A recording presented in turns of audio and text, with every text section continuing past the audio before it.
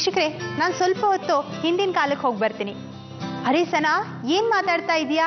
ನಮ್ಗೆಲ್ಲರಿಗೂ ಅಡ್ಗೆ ತೋರಿಸ್ಬೇಕು ನೀನು ಅಂತಿದ್ದೀರಾ? ನಾನು ಯಾಕೆ ಈ ಮಾತನ್ನ ಹೇಳಿದೆ ಅಂದ್ರೆ, ಈಗ ನೋಡಿ, ಹಿಂದಿನ ಕಾಲ ಗಡ್ಡೆ ಗೆಣಸು, ಹಸಿ ತರಕಾರಿ, ಹಸಿ ಸೊಪ್ಪನ್ನ ಹಾಗಾಗಿ ಹಸಿ ಹಸಿಯಾಗಿ ತಿಂತಾ ಇದ್ರು. ಏನಕ್ಕೆ ಈ ಮಾತು ಹೇಳಿದೆ? ಈಗ ನಾನು ಮಾಡ್ತಾ ಇದ್ದೀನಿ ಆರೋಗ್ಯಕರ ಅಡುಗೆಯಲ್ಲಿ ಹಸಿ ಸೊಪ್ಪಿನ ಹೋಳಿಗೆ. ಏನಿದು ಸನಾ, ಆರೋಗ್ಯಕರ ಅಡುಗೆಯಲ್ಲಿ ಹೋಳಿಗೆ ಮಾಡೋದಾ ಅಂತ ಯೋಚನೆ ಮಾಡ್ತಾ ಇದ್ದೀರಾ?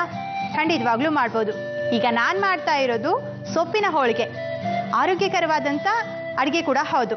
ಇನ್ನು ಕೆಲವೊಂದು ತರಕಾರಿ ಆಗಿರ್ಬೋದು, ಸೊಪ್ಪಾಗಿರ್ಬೋದು, ಹಸಿ ಹಸಿಯಾಗಿ ತಿನ್ಬೋದು, ಇನ್ನು ಕೆಲವೊಂದು ಬೇಯಿಸ್ಬಿಟ್ಟು ತಿನ್ಬೇಕಾಗತ್ತೆ. ಇನ್ನು ನೀವು ಎಷ್ಟೋ ಥರದ ಹೋಳಿಗೆಗಳನ್ನ ಟೇಸ್ಟ್ ಮಾಡಿರ್ತೀರ, ಆದರೆ ಯಾವತ್ತಾದರೂ ಸೊಪ್ಪಿನ ಹೋಳಿಗೆನ ಟೇಸ್ಟ್ ಮಾಡಿದ್ದೀರಾ? ಖಂಡಿತವಾಗ್ಲೂ ಇಲ್ಲ ಅಲ್ವಾ? ಅದಕ್ಕೆ ಇವತ್ತು ಆರೋಗ್ಯಕರ ಅಡುಗೆಯಲ್ಲಿ ಸೊಪ್ಪಿನ ಹೋಳಿಗೆ ಮಾಡೋದನ್ನ ತೋರಿಸ್ತಾ ಇದ್ದೀನಿ. ಬನ್ನಿ ಹಾಗಾದ್ರೆ ಈ ಸೊಪ್ಪಿನ ಹೋಳಿಗೆಗೆ ಬೇರೆ ಏನೇನು ಪದಾರ್ಥ ಬೇಕು ಅಂತ ನೋಡೋಣ. ಮೆಂತ್ಯ ಸೊಪ್ಪು, ಸಬ್ಬಸಿಗೆ ಸೊಪ್ಪು, ಮೆಣಸಿನಕಾಯಿ, ಎಣ್ಣೆ, ಅರಿಶಿನ, ಶುಂಠಿ, ತೆಂಗಿನ ತುರಿ, ಮೈದಾ ಹಿಟ್ಟು, ಪಾಲಕ್ ಸೊಪ್ಪು, ಪನ್ನೀರ್ ತುರಿ, ಗರಂ ಮಸಾಲ, ಧನಿಯಾ ಪುಡಿ, ಹುಳಿ, ಉಪ್ಪು. ಈಗ ಆರೋಗ್ಯಕರ ಅಡುಗೆಯಲ್ಲಿ ಸೊಪ್ಪಿನ ಹೋಳಿಗೆ ಮಾಡ್ತಾ ಇದ್ದೀನಿ. ನೋಡಿ, ನಾನು 3 ಥರದ ಸೊಪ್ಪನ್ನ ತಗೊಂಡಿದ್ದೀನಿ.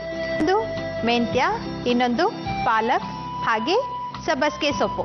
ಈ 3ನ್ನು ಕ್ಲೀನಾಗಿ ತೊಳೆದ್ಬಿಟ್ಟು ತಗೊಂಡಿದ್ದೀನಿ. ಗೊತ್ತಲ್ವಾ ಹೇಗೆ ಬೇಕು ಅಂತ?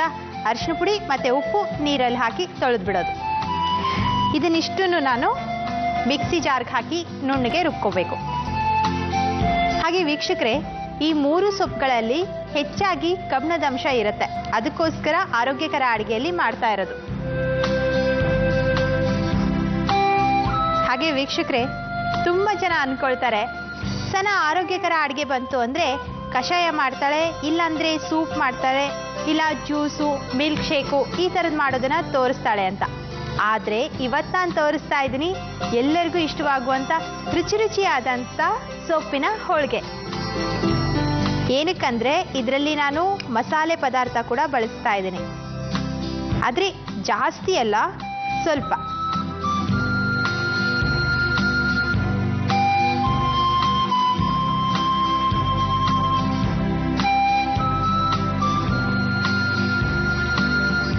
ನೋಡಿ, ಫಸ್ಟು ಇದನ್ನ ಹಾಗೆ ಒಣದನೆ ಮಿಕ್ಸಿ ಮಾಡ್ಕೊಂಡ್ಬಿಡೋಣ.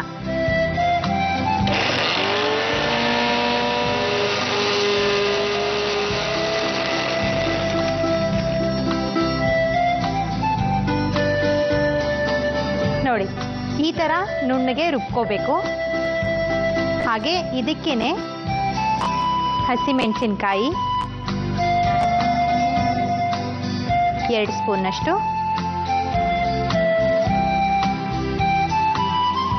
ಹಸಿ ಶುಂಠಿ ಒಂದು ಅರ್ಧ ಸ್ಪೂನಷ್ಟು ಹಾಕಿ, ಈರುಳ್ಳಿ ಕೂಡ. ಏನಕ್ಕೆ ನಾನು ಈ ಎಲ್ಲ ಪದಾರ್ಥ ಮತ್ತೆ ಮಿಕ್ಸಿ ಜಾರ್ಗೆ ಹಾಕ್ತಾ ಇದ್ದೀನಿ ಅಂದರೆ, ಹೋಳಿಗೆ ಮಾಡ್ತಾ ಇರೋದಲ್ವಾ, ಸೊ ಹೂರಣ ನುಣ್ಣಗಿರಬೇಕು, ಇಲ್ಲ ಅಂದರೆ ಹೋಳಿಗೆ ಹರಿದೋಗುತ್ತೆ. ತೆಂಗಿನ ತುರಿ ಹಾಕೋಬೋದು, ಇಲ್ಲ ಅಂದರೆ ಹಾಗೇನೂ ಇಡ್ಬೋದು, ಆಮೇಲೆ ಹಾಕೋಬೋದು. ತೆಂಗಿನ ತುರಿಗೇನು ಹೋಳಿಗೆ ಹರಿಯಲ್ಲ, ಏನಕ್ಕಂದರೆ ನಾವು ಯಾವಾಗಲೂ ಮಾಡ್ತೀವ ತೆಂಗಿನಕಾಯಿ ಹೋಳಿಗೆ ಅಂತ.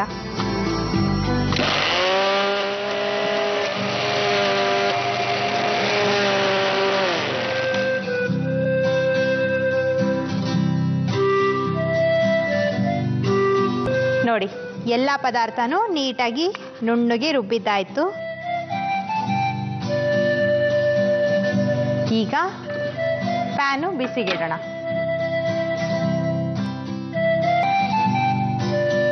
ಪ್ಯಾನ್ಗೆ ಒಂದು 3-4 ಸ್ಪೂನ್ನಷ್ಟು ಎಣ್ಣೆ,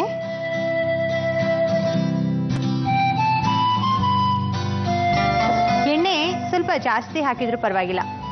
ಏನಕ್ಕಂದರೆ ನಾನು ಬಳಸ್ತಾ ಇದ್ದೀನಿ Emami healthy and tasty sunflower oil. ಅದಕ್ಕೋಸ್ಕರ ನಾನು ಒಂದು 3-4 ಸ್ಪೂನಷ್ಟು ಎಣ್ಣೆ ಹಾಕಿದ್ದೀನಿ. ಹಾಗೆಯೇ ಇದು ಹಸಿ ಸೊಪ್ಪಿರೋದ್ರಿಂದ ಎಣ್ಣೆಯಲ್ಲಿ ತಾಳಿಸ್ಬೇಕಾಗತ್ತೆ, ಅಂದರೆ ಹಸಿ ಸೊಪ್ಪಿನಲ್ಲಿರುವಂಥ ಹಸಿ ವಾಸನೆ ಎಲ್ಲ ಹೋಗುತ್ತೆ.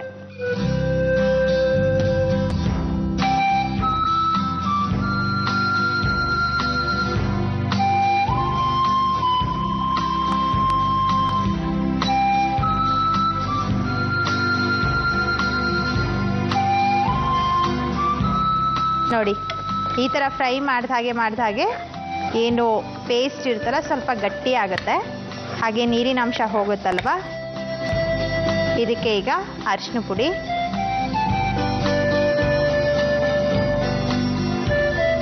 ಸಿಹಿ ತೆಂಗಿನ ತುರಿ,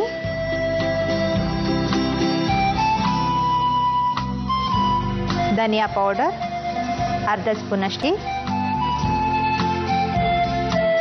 ಖಾರದ ಪುಡಿ.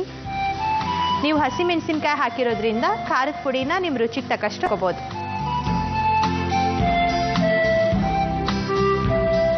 ಹಾಗೆ ಗರಂ ಮಸಾಲೆ ಕೂಡ. ಇನ್ನು ರುಚಿಗೆ ತಕ್ಕಷ್ಟು ಉಪ್ಪು ಹಾಕಲೇಬೇಕು. ಹಾಗೆ ನಾನು ಇದಕ್ಕೆ ಪನ್ನೀರ್ ಕೂಡ ಹಾಕ್ತಾ ಇದ್ದೀನಿ.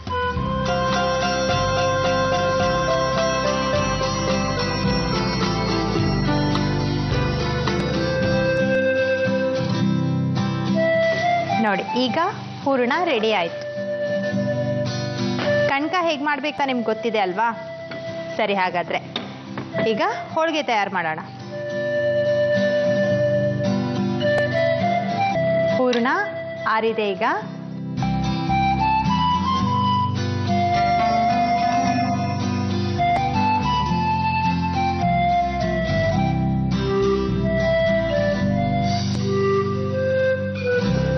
ನೀವು ಕೈಯಿಂದನೂ ತಟ್ಬೋದು, ಇಲ್ಲಾಂದ್ರೆ ಲಟ್ಟಿಸ್ಲೂಬಹುದು.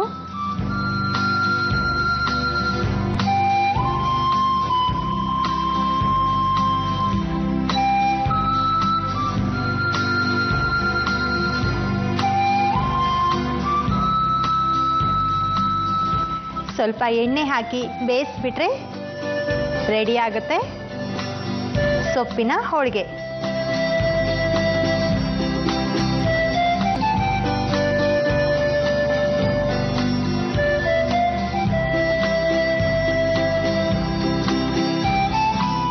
ನೋಡಿದ್ರಾ ವೀಕ್ಷಕರೇ, ಗರಮ ಗರಂ ಸೊಪ್ಪಿನ ಹೋಳಿಗೆ ರೆಡಿ ಮಾಡಿದೆ. ಸೊಪ್ಪಿನ ಹೋಳಿಗೆ ಮಾಡುವ ವಿಧಾನ: ಮಿಕ್ಸಿ ಜಾರ್ನಲ್ಲಿ 1 ಕಪ್ ಮೆಂತ್ಯ ಸೊಪ್ಪು, 1 ಕಪ್ ಪಾಲಕ್ ಸೊಪ್ಪು, 1 ಕಪ್ ಸಬ್ಬಸಿಗೆ ಸೊಪ್ಪನ್ನು ಹಾಕಿ ರುಬ್ಬಿಕೊಳ್ಳಿ. ಇದಕ್ಕೆ ಮತ್ತೆ ಹಸಿ ಮೆಣಸಿನಕಾಯಿ, ಹಸಿ ಶುಂಠಿ, ಈರುಳ್ಳಿಯನ್ನು ಹಾಕಿ ಮತ್ತಷ್ಟು ನುಣ್ಣಗೆ ರುಬ್ಬಿಕೊಳ್ಳಿ. ಈಗ ಪ್ಯಾನ್ಗೆ ಸ್ವಲ್ಪ ಎಣ್ಣೆ, ರುಬ್ಬಿಕೊಂಡ ಸೊಪ್ಪನ್ನು ಹಾಕಿ ಅರಿಶಿನ, ಹಸಿ ತೆಂಗಿನ ತುರಿ, ಧನಿಯಾ ಪುಡಿ, ಅರ್ಧ ಪುಡಿ, ಗರಂ ಮಸಾಲ, ಹುರಿದ ಪನ್ನೀರನ್ನು ಹಾಕಿ ಚೆನ್ನಾಗಿ ಮಿಕ್ಸ್ ಮಾಡಿಕೊಂಡು ಹೂರಣ ರೆಡಿ ಮಾಡಿಕೊಳ್ಳಿ. ಮೈದಾ ಹಿಟ್ಟಿನ ಕಣಕವನ್ನು ಲಟ್ಟಿಸಿಕೊಂಡು ಇದಕ್ಕೆ ಸೊಪ್ಪಿನ ಹೂರಣವನ್ನು ಇಟ್ಟು ಮತ್ತೆ ಲಟ್ಟಿಸಿ ಕಾಯ್ದ ತವಾದ ಮೇಲೆ ಹಾಕಿ 2 ಬದಿ ಚೆನ್ನಾಗಿ ಬೇಯಿಸಿಕೊಳ್ಳಿ. ಈಗ ಸರ್ವಿಂಗ್ ಪ್ಲೇಟ್ನಲ್ಲಿ ಇಟ್ಟು ರುಚಿಯಾದ ವಿಭಿನ್ನವಾದ ಸೊಪ್ಪಿನ ಹೋಳಿಗೆಯನ್ನು ಸವಿಯಲು ಕೊಡಿ.